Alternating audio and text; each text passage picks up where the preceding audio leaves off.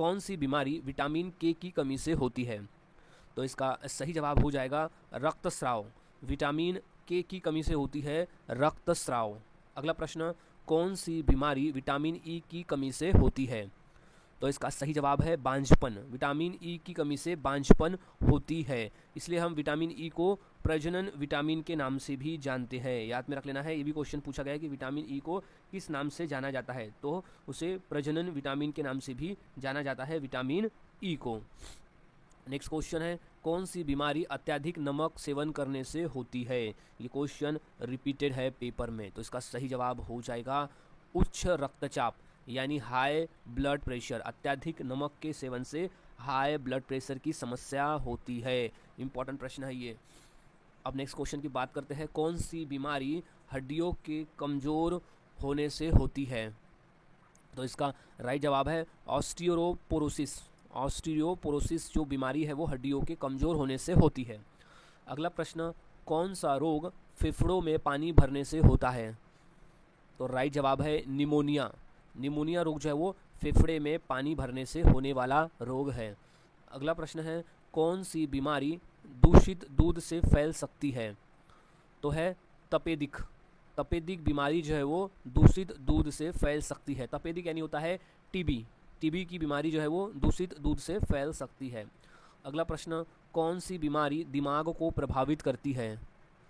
तो वो meningitis. Meningitis नामक जो बीमारी है वो दिमाग को प्रभावित करती है।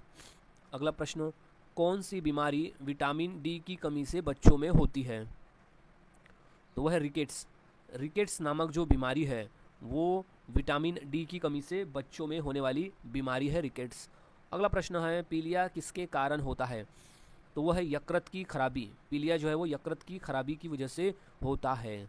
अगला प्रश्न, कौन सी बीमारी गले में ग्रंथि से जुड़ी है? तो वह है थायराइड। थायराइड जो है वो बीमारी है जो गले में ग्रंथि से जुड़ी हुई बीमारी है। अगला प्रश्न, कौन सी बीमारी रक्त में हीमोग्लोबिन घटा देती है? तो है एनीमिया। एनीमिया जो रोग है वो रक्त में हीमोग्लोबिन को घटा देती है। अगला प्रश्न, स्ट्रोक किस अंग से संबंधित रोग है? तो वो है मस्तिष्क से, तो इससे कहते हैं ब्रेन स्ट्रोक। तो वह मस्तिष्क अंग से संबंधित है स्ट्रोक शब्द। अगला प्रश्न, कौन सी बीमारी रक्त में यूरिक एसिड को बढ़ने से होती है? तो रक्त में यूरिक एसिड बढ़ने से होती है गठिया रोग। याद रखना है, रक्त में यूरिक एसिड के बढ़ने से गठिया रोग होती है। अगला प्रश्न, कौन सी बीमारी अत्यधिक मोटापा से जुड़ी है? तो वह है डायबिटीज़ की बीमारी। डायबिटीज़ की बीमारी अधिक मोटापे से जुड़ी हुई बीमारी है। अगला प्रश्न है, कौन सी बीमारी लाल चकत्ते उत्पन्न करती है? तो इसका सही जवाब हो जाएगा खसरा। खसरा बीमारी में लाल चकत्ते उत्पन्न होता है। अगला प्रश्न, कौन सी बीमारी जोड़ों में दर्द लाती है? तो वो है चिकनगुनिया। चिकनगुनिया बीमारी में जोड़ों में दर्द होता है। अगला प्रश्न, कौन सी बीमारी लार से फैलती है? तो वो है रेबीज़ की बीमारी, जो कि लार से फैलती है, रेबीज़ बीमारी। अगला प्रश्न, कौन सी बीमारी यकृत संक्रमण से होती है? तो वो है हेपेटाइटिस। हेपेटाइटिस की जो बीमारी है वो यकृत संक्रमण से होती है। क्वेश्चन इंपॉर्टेंट है, याद में रख लेना है अच्छी तरह से। नेक्स्ट क्वेश्चन है, कौन सी बीमारी इम्यून सिस्टम को कमज़ोर करती है? तो वो है एड्स की बीमारी। वो हमारे इम्यून सिस्टम को कमज़ोर कर देती है। अगला प्रश्न है, कौन सा रोग एलर्जी के कारण होता है? तो रोग है अस्थमा का रोग, जो कि एलर्जी के कारण होता है, अस्थमा रोग। अगला प्रश्न है, कौन सी बीमारी गले में सूजन से होती है? तो वह है टॉन्सिलाइटिस। टॉन्सिलाइटिस नामक जो बीमारी है वो गले में सूजन से होती है। अगला प्रश्न है, कौन सी बीमारी आँखों की रोशनी पर प्रभाव डालती है? तो वो बीमारी है ग्लूकोमा। ग्लूकोमा बीमारी जो है वह आँखों की रोशनी पर प्रभाव डालती है। अगला प्रश्न है, कौन सा रोग तंत्रिका तंत्र को प्रभावित करता है? तो वो रोग है पोलियो रोग, जो कि हमारे तंत्रिका तंत्र को प्रभावित करता है। अगला प्रश्न है, स्कर्वी रोग में क्या कमी होती है? तो वो है विटामिन सी की कमी की वजह से स्कर्वी रोग होता है। याद रखना है, विटामिन सी की कमी से होता है स्कर्वी रोग। अगला प्रश्न है, कौन सी बीमारी जीवाणु संक्रमण से होती है? तो वो है हैजा। हैजा नामक जो बीमारी है वो जीवाणु संक्रमण से होने वाली बीमारी है। अगला प्रश्न है कौन सा रोग पित्तरस की कमी से होता है? तो वो है पाचन विकार। पाचन विकार जो है वो पित्तरस की कमी से होता है। अगला प्रश्न कौन सी बीमारी सर्दियों में अधिक होती है? तो वो है जुकाम। जुकाम जो है वो सर्दियों में अधिक होने वाली बीमारी है। अगला प्रश्न है कौन सा रोग अत्यधिक शक्कर सेवन से जुड़ा हुआ है? तो वो डायबिटीज़ है। अगर ब्लड में शक्कर की मात्रा अधिक है तो वो डायबिटीज़ का कारण बनता है। अगला प्रश्न है कौन सी बीमारी त्वचा पर लाल फोड़े उत्पन्न करती है?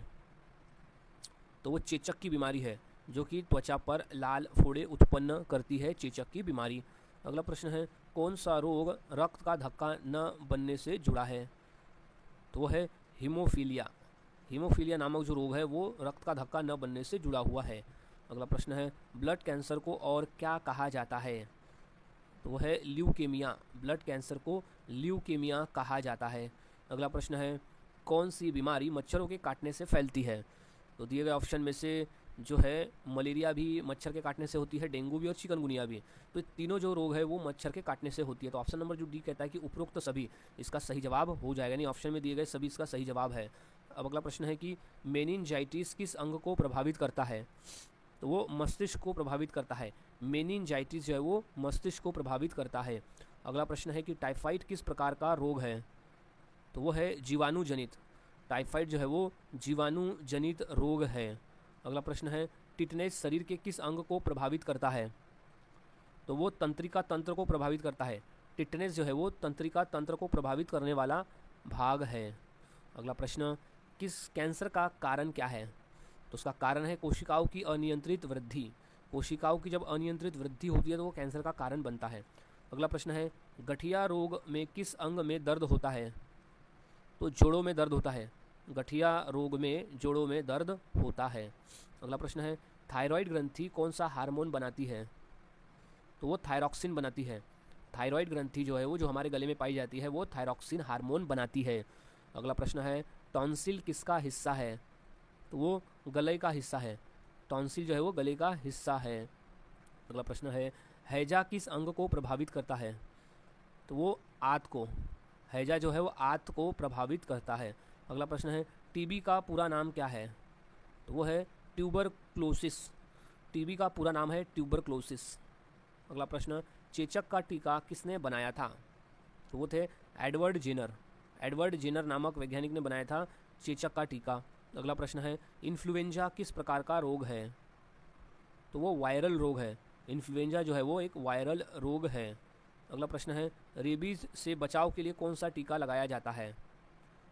तो वो एंटी रेबीज़ का टीका लगाया जाता है। रेबीज़ से बचाव के लिए एंटी रेबीज़ का टीका लगाते हैं। अगला प्रश्न है पीलिया में शरीर पीला क्यों पड़ता है?